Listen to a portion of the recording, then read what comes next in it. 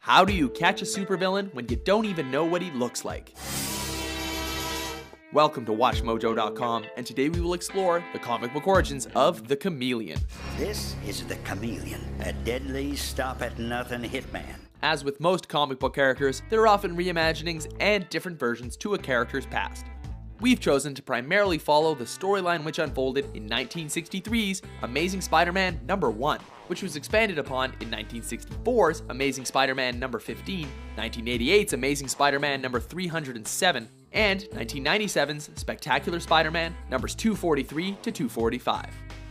The supervillain known as the Chameleon first tangled with Marvel's favorite web-slinger back in the Amazing Spider-Man #1, thus earning the title of Spider-Man's first super foe. As shown in this issue, the Chameleon was originally nothing more than a very skillful master of disguise. He used his quick change artistry and finely honed mimicry skills to pass himself off as a wide range of other people. A criminal spy intent on stealing top secret plans to sell to Iron Curtain countries, the Chameleon needed a fall guy to take the blame for his thefts. So, he disguised himself as Spider-Man and lured the real Spidey to the scene of the crime. He almost got away with his scheme until an alert police officer foiled him. Several months later, the Chameleon decided that he needed to take care of Spider-Man permanently. With this in mind, the Chameleon contacted someone who he called an old friend, Kraven the Hunter, to track down Spider-Man.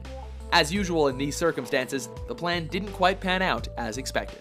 By 1988, a major change had come over the Chameleon, whose real name had been revealed as Dmitry Smerdyakov.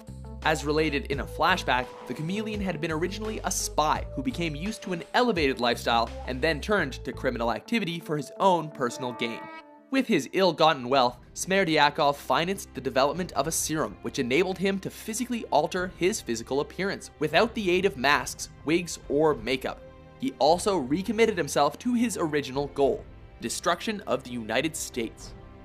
Finally, in 1987, readers learned more about the Chameleon's past, including how he came to know Kraven the Hunter.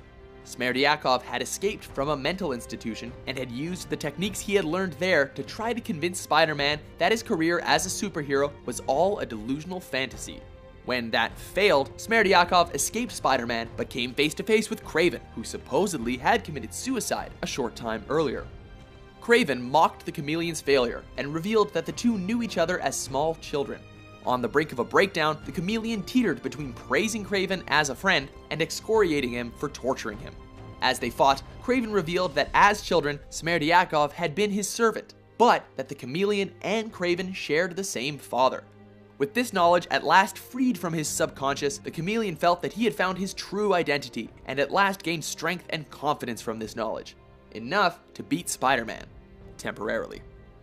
With his newfound sense of identity, the Chameleon put in motion a plan to destroy the woman Spider-Man loved, only to be humiliatingly beaten by Mary Jane, a mere human with a baseball bat. The Chameleon has appeared several times on television, both on Spider-Man the Animated Series and the Spectacular Spider-Man. The one and only. Got it. Of course, with his ability to disguise himself as any other person, he may have turned up many more times without anyone knowing it. Wait! You don't understand! Stop! Look at Fury! The eye patch! It's on the wrong eye! Are you a fan of the shady shapeshifter? For more comic book origins, be sure to subscribe to WatchMojo.com. Sleep tight, Chameleon!